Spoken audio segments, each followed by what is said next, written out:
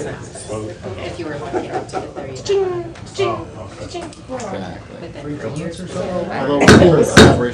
Good morning. I'll officially call this meeting of the Seneca County Board of Commissioners to order for Tuesday, August 16th. Please join us for the pledge. I pledge allegiance to the flag of the United States of America and to the republic for which it stands, one nation under God, indivisible, with liberty and justice for all. So join me for the prayer. Lord, thank you for this day. Thank you for the nourishment of rain for the crops and for the countryside and for the sunshine to have things grow.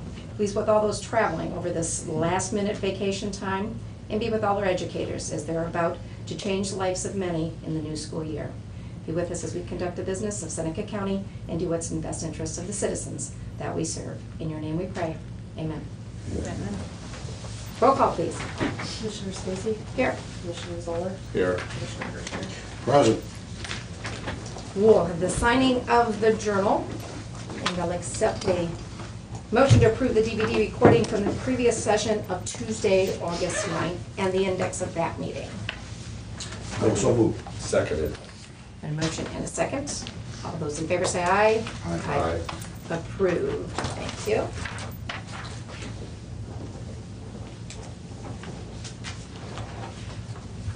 Okay, adjustments to the printed agenda. Do we have any adjustments to the printed agenda? Anything that needs to be added? Commissioner Gertner? No, I'm all set. So, No. Stacy? All right. No adjustments. We'll begin with old business then, and the first item here is parking. Okay, I have, realizing that we have, with the construction of the Justice Center and so forth, that we've got somewhat of a parking issue downtown.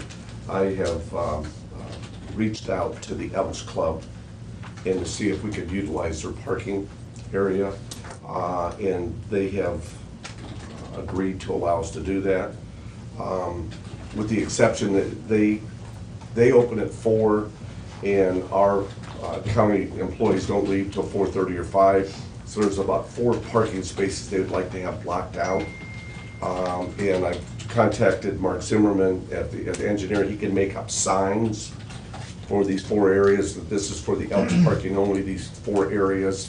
I talked with John, our maintenance supervisor, and he could mount those up. The issue there is to put a deal together with the Elks. I offered that we would pay them $100 a month to be able to utilize their parking space for 12 to 18 months. I thought it's conveniently located at their courthouse. I don't know whether there are probably 30 parking spaces there, 20, 30 parking spaces. So it's, that's one way to alleviate our parking issues. So it's going to cost us $100 a month to have the privilege to park there. How do we go about guaranteeing that we're gonna put county employees? I mean, are you thinking this for county employees so that then we still have spots in our lots for those we're doing services for that need to get to those, to our buildings? Well, this came out of a conversation. We had a meeting with the county engineer, with the city engineer, with Dale Thornton, we being me as a commissioner representative, and the Court Street property owners. Okay. So this is one aspect of multiple thought process here. The first thing we decided to do there was to designate 2 parking spaces on Jefferson Street in front of the old Commissioner's office, 81 Jefferson Street, as Court Street customer parking only, and put a crosswalk in across Jefferson Street. The second thing, the judges and the clerks have been kind enough to give up a couple of spots behind the annex, behind the church actually, kind of catty corner from the annex, that aren't being used on a regular basis, to designate those as Court Street parking only. So we have established at least 4 spots. I think they lose 5 by virtue of this construction. We talked about bringing some type of a walkway from Washington Street to Court Street with a wood structure, but everyone was concerned with the liability there. So we thought we'd have people try to enter off of Jefferson as opposed to try to maneuver off of Washington Street. So we have got and then the final part of that was to allow the row of spaces that the Elks have that actually abut the back of the Court Street properties, if you will, to allow access there. The problem with that is that one of them has a handicap entrance in the back, the rest of them do not. So it would make it difficult for people to enter from that way. Right now, it isn't completely resolved, but the judges have agreed to allow us to use those spaces behind the annex.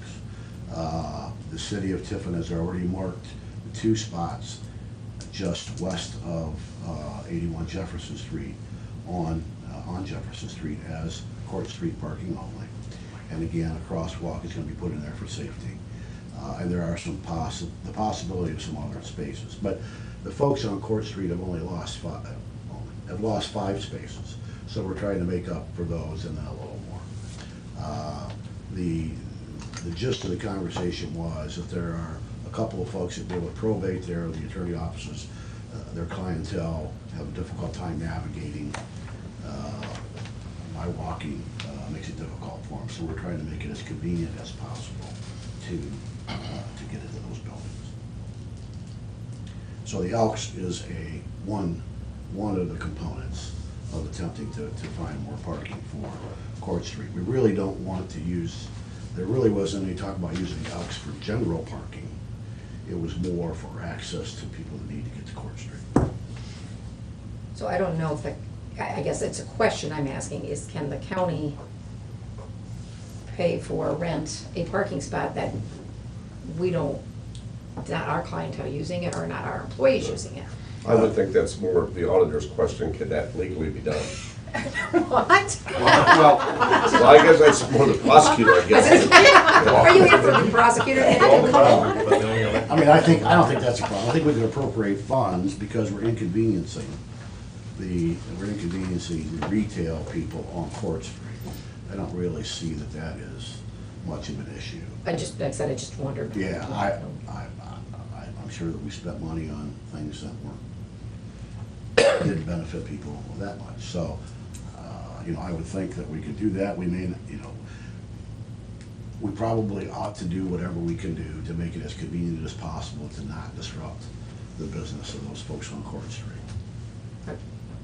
I'm fine with trying to assist them. I think it's wonderful that the courts, whoever gave up a couple of spots so that they could have the ones at 81 Jefferson and behind the church area. So that's helpful. Do we want to confirm and come back to this, confirm the exact number of spots? You said you weren't sure how many that does provide and look into this further. I guess I don't know if you want action on anything or what you're. I guess first thing we need to do is legally, can we do it? Yeah, that's what I mean. Legally, can we do it? And I think it would just open up a lot more space. I think parking is gonna be a real issue over the next 18 months. People don't take advantage of their lot now even without their permission? I mean, granted, I like the way. I'm sure obviously there we want to do is. it with permission, but. I'm sure there is some I don't know if it's chained off abuse or- there. okay, it is. I just don't think that's us being good neighbors. No, I don't want to abuse it. I just wondered if it already gets full by people that we don't know and they aren't aware of because they don't open till 4, or if it was chained off or something. There were times that because of abuse, the Elks actually chained the lot off during the day. So we don't want that to happen, certainly. Yeah. We want some Okay. cooperation. I don't know that we need the full use of the lot. Maybe to go out and negotiate, 6 spots along Court Street, the back of Court Street building, that are hardly ever used anyway. So, To add to that, I did get a call this morning, and I spoke with Mayor Motz. There seemed to be a little bit of confusion on parking for our employees. We initially sent out a letter to our employees saying, with limited parking, as long as you have an county employee sticker, the city lots would be at your access, and as long as you had your sticker in your vehicle, you would be fine. Well, Lot 7, which is right across from the Board of Elections, there seems to be an issue, and they would like to keep that for city business, or not city business, Retail. retail Retail businesses. He said the two up parking spots, the rows up against the buildings, they are 12-hour spots, so if a county employee gets those, they will not get ticketed, but the center section of 7, they really want to keep that open. So we're gonna have to clarify that with our employees, because the letter we sent out to our employees was allowing them to park there. They said they've got lots 2 and lot 6, and I gotta get the other parking lot print out too. So that's another parking issue that just came up this morning, because they were parking on the street and a couple employees got tickets because they thought they were gonna be allowed to park on the streets, and that we never said, the letters we sent out never said that, yeah. so. You know, we talk about just losing 6 spaces, but you gotta realize the amount of construction workers that are gonna be downtown, gonna be driving there. There's gonna be a lot of additional spaces needed. We've already got that addressed.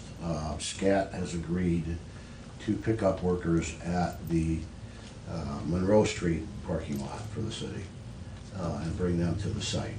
So that's the least densely populated parking lot in the city.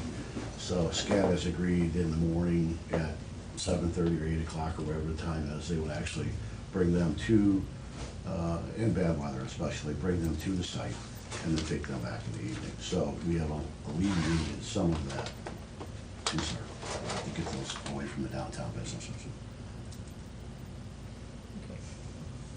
All right. Anything else with parking? Do we have any direction? Well, we'll have Stacy look into. I'll talk to Derek, I'm meeting with him this afternoon anyway. Okay. That's good. All right, MOU proposal from the NCOE Educational Service Center for the $500,000 loan is on the agenda. If I may, there's been much discussion about this. We had a little presentation last week by a citizen. We looked at this. The main concern we had with it originally was that there were some attorney fees included in this.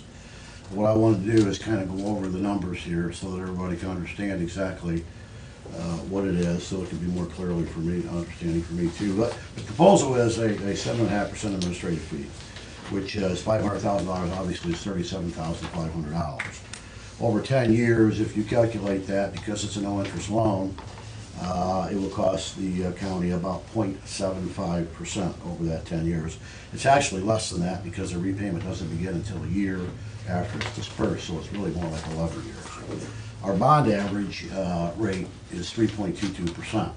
So we've got that group of money and we've got this group of money. If over that 10 years, if we spent the bond money, it would cost us $161,000. This situation is $37,500, so there's a difference there if we use the bond money as opposed to the money from the state of $123,500.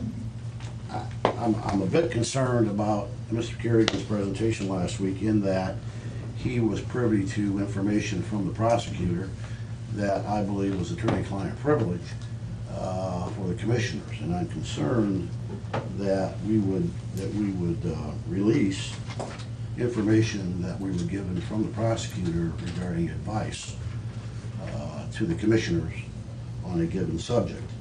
If we'd have to, if it isn't subject to attorney-client privilege, then I would suggest that we probably all, as commissioners individually, would need to get counsel, and that would be extremely expensive for the county.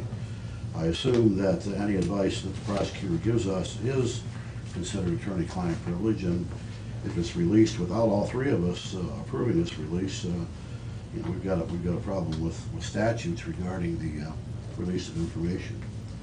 Getting back to the $500,000, this money can be used in related renovations of the annex and other items that we might have that are directly related to the move from the Carnegie Library and the modifications, if you will, that will be necessary at the annex to house the probate juvenile courts.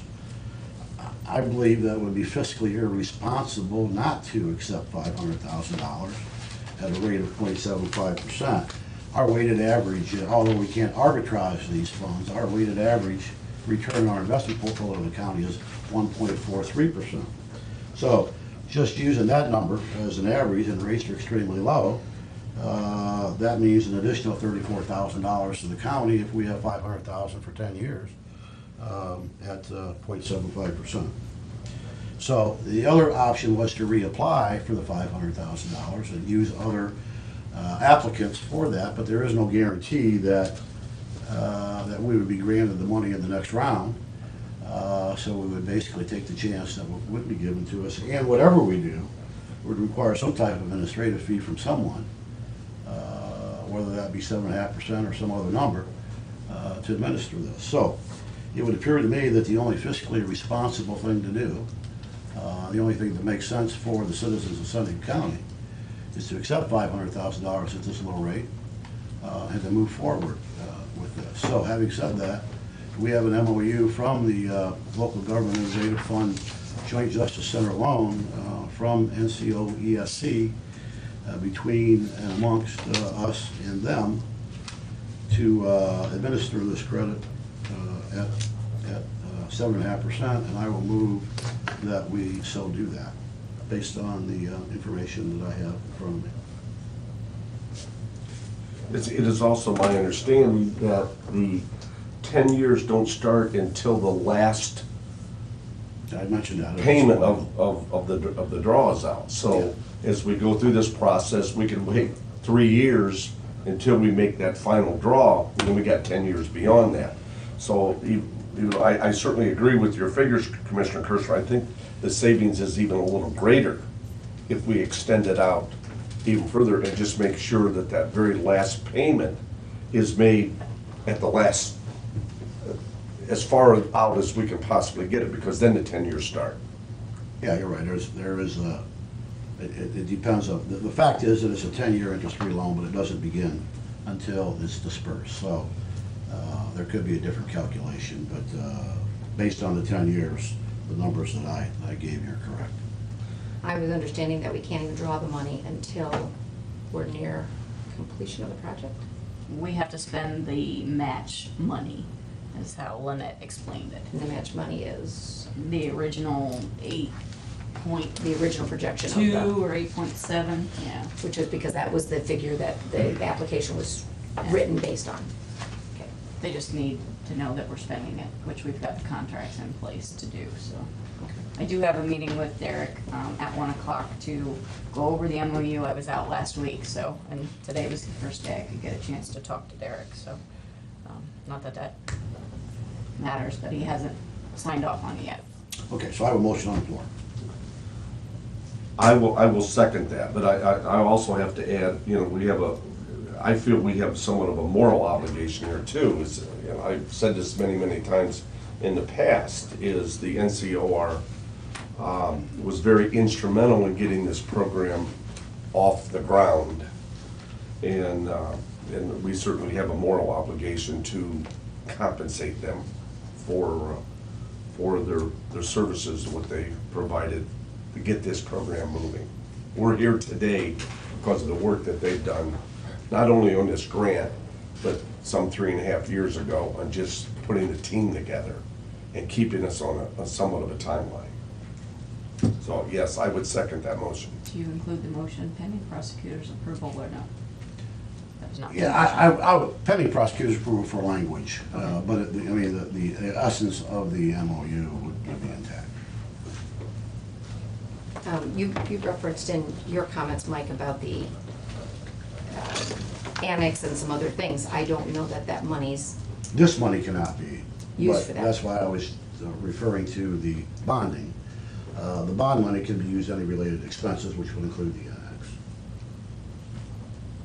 So, I mean, it's a different pot of money, I get that, but we're gonna spend that money one way or the other. We will need the additional $500,000 to get those things done. We can't specifically designate this as anything other than courthouse, but we will have some need for additional money down the road. And that's why I think it's important to grab this at a rate that's significantly less than the bond rate. Well, it's in my opinion that this project would not be where it is today if we had not taken the steps to be transparent as possible. And it's also my opinion that in the beginning, there was a lot of assumptions made about who could be part of the project and how. some of those assumptions didn't line up with the state procedures that we chose to follow. Therefore, on the back of Seneca County alone, a 0% loan that I don't feel we need is costing us $37,500, as the city is capped at their $3 million. So the payback and this service fee, whatever we call it, would be all on Seneca County. A loan that is only available to us because it's a joint project, but the rest of it's all on us. Again, the push to borrow the money we don't need and to have to pay it back is all because of those early assumptions, is my belief, made by a few. Don't take this all wrong. The early involvement in the interest of the North Central Ohio Council of Government aligned with the work that the Council of Governments would do for their paying members. However, I didn't know that it came with a payback when the project actually ended up taking a different path. The collaborative project came together thanks to the work of many over the years. I'm sure it hasn't gone exactly how many thought it would, but as were various alternatives presented, only one path could be taken. But it is moving forward. It has been a transparent process, and we are fortunate to have our financing at a place with great rates. We are being fiscally responsible with the taxpayers' money. I simply cannot support borrowing money we don't need for this project. Yes, the money is at a very cheap rate. I had a projection a little higher, but I did it at it with finance, a finance person's help, and it was looking at annual payments, and it's not annual payments, etc. Because it's not interest, but that's it. We looked at this 37.5 being interest, which it's not.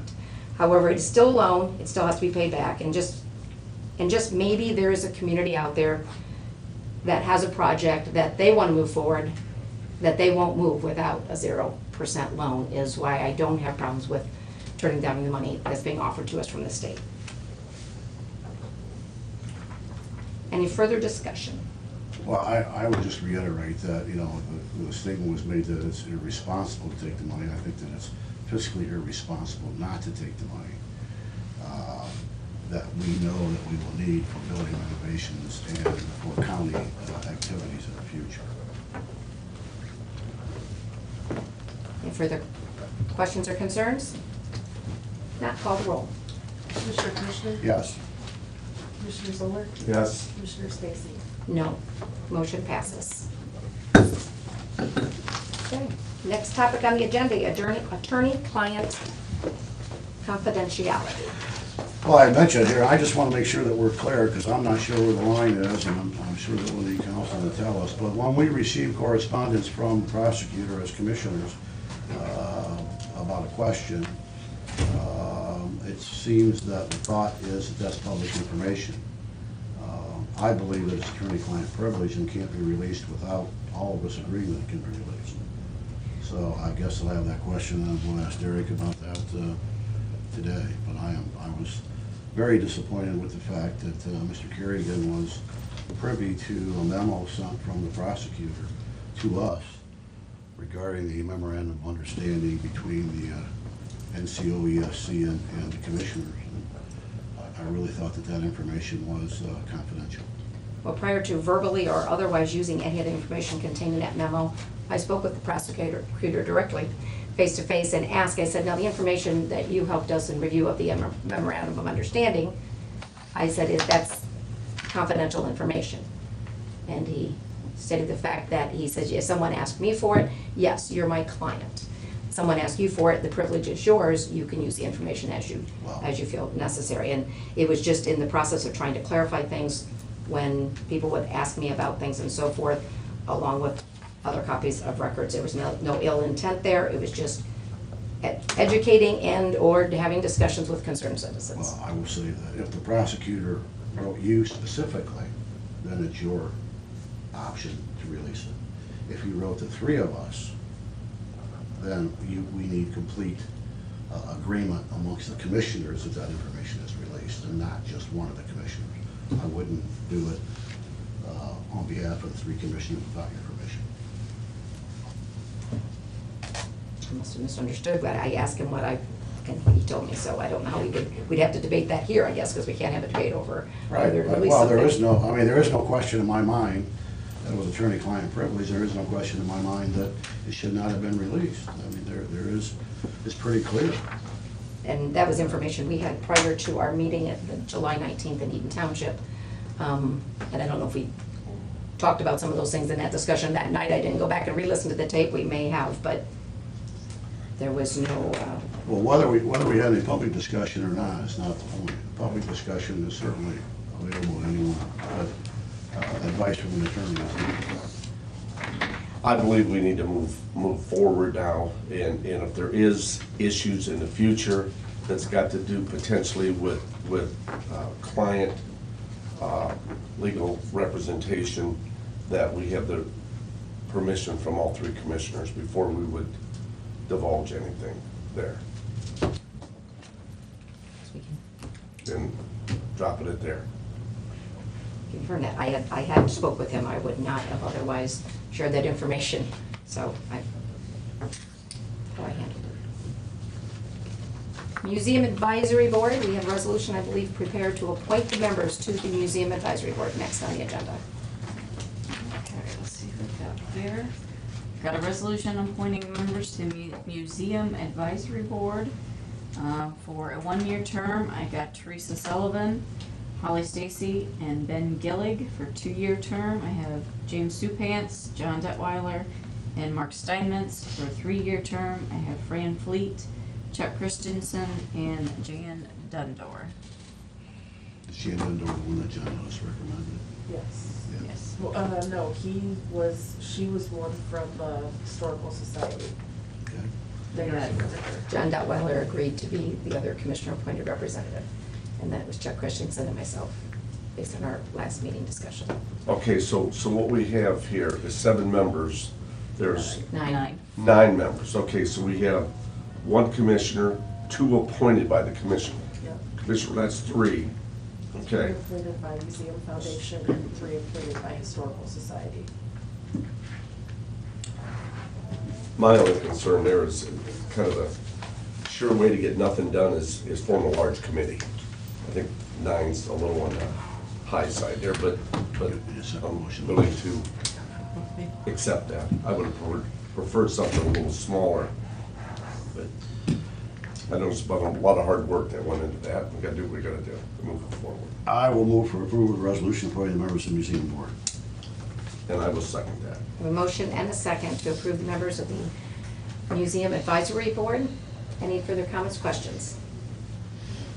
I appreciate both organizations coming forward with their names, and us as well, the individuals that were willing to serve as our representatives for this. No further comments? Call the roll, please.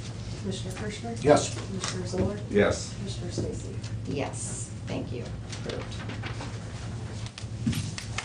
I do have a comment. Holly, thank you for taking the time. I know it's been a very, very difficult program to put together, and I wish you the most success in this. Thank you. Thank you.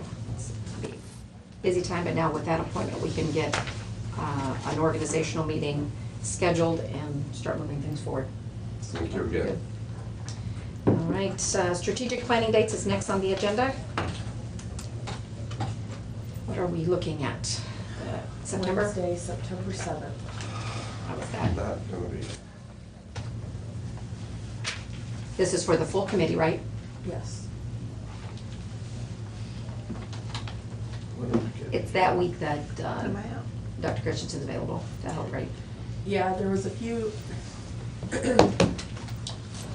we have somebody else that I think needs to be there later in the month, but Yeah. they're out that following week. So that Okay. kind of looked like the only week that it looked like everybody would kind of be around. Okay. September 7th. So the 7th is bad for you? Right. Is that what you said? Oh, I thought I had some. I would say, I didn't see anything on our calendar that said any of us in this office were out at least. That date's with, That will not work with me. I'm gonna be out of state. What about the 8th? Will you be back? No, I'm leaving the 6th and I won't be back to the 10th. You leaving before board? No, after board. After board. After board. I think Chuck is out the 22nd through the 30th. How's that Monday?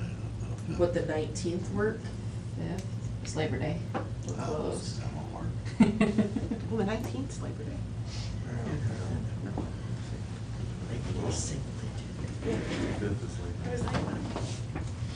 12th, 13th, that week of the 12th, I'm open. Well, I don't wanna do it that week, only because Charlene's out, and I feel like with her being on the transportation Absolutely, part, she absolutely. needs to be there.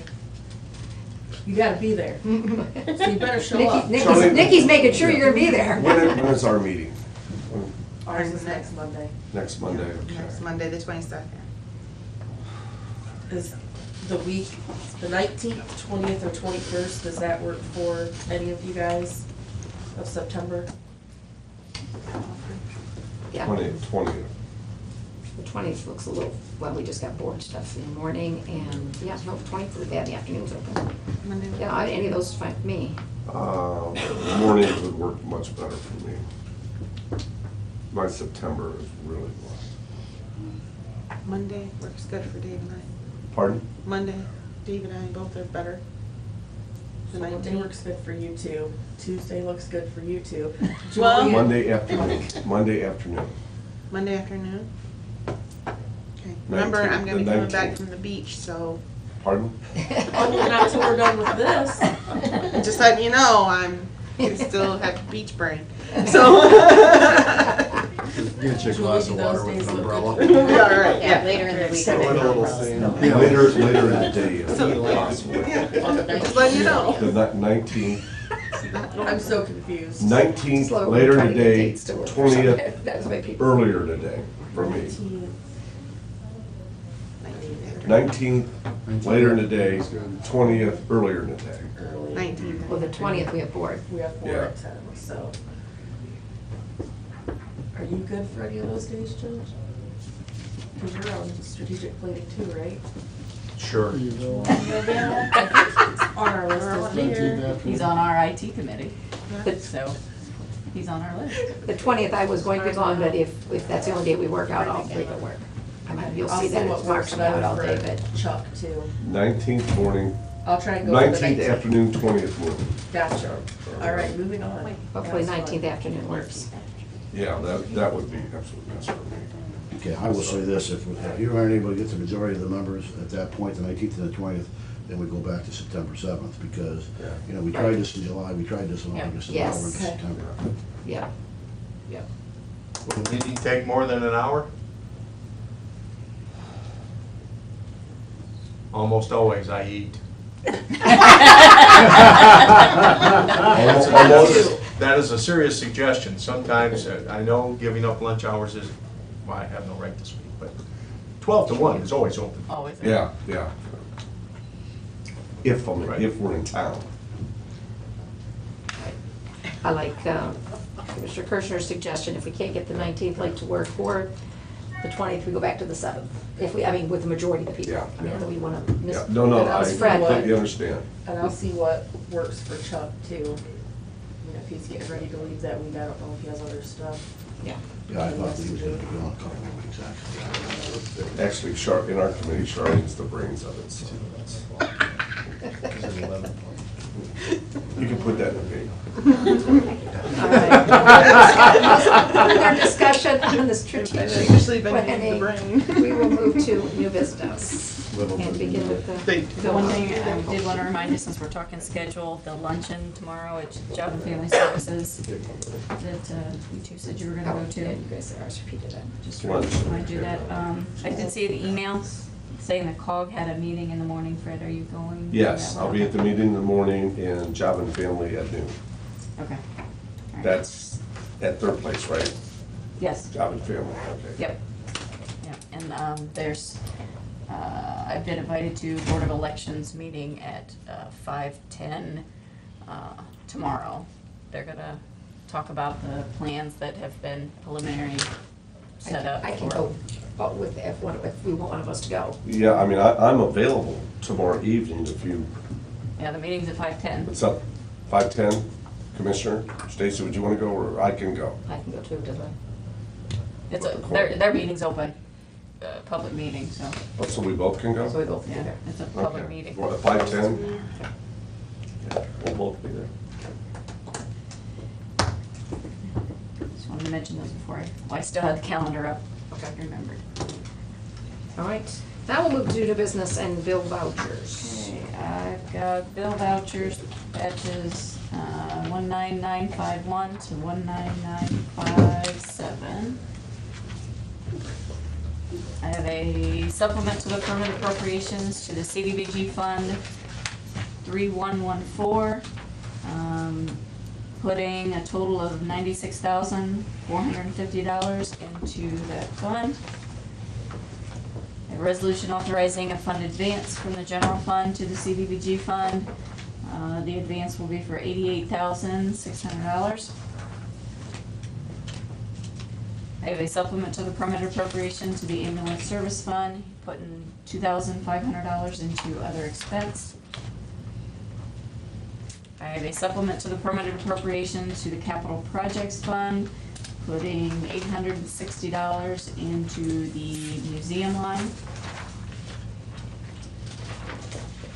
I have an appropriation adjustment within the general fund, moving $500 from expense commissioner to salary board member. This is from the Veteran Services.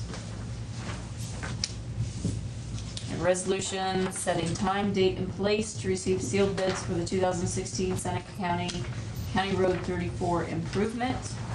This will be on Tuesday, September 6th at 10:15 a.m. here at the Commissioner's office. I have a resolution authorizing the purchase of a 2015 Ford Escape on behalf of the Seneca County Prosecutor. And those are all I have.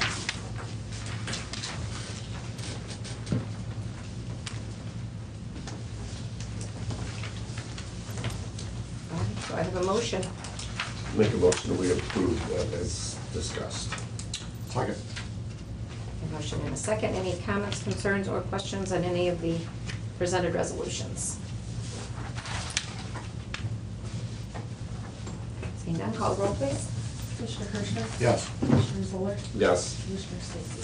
Yes, all stand approved. Thank you.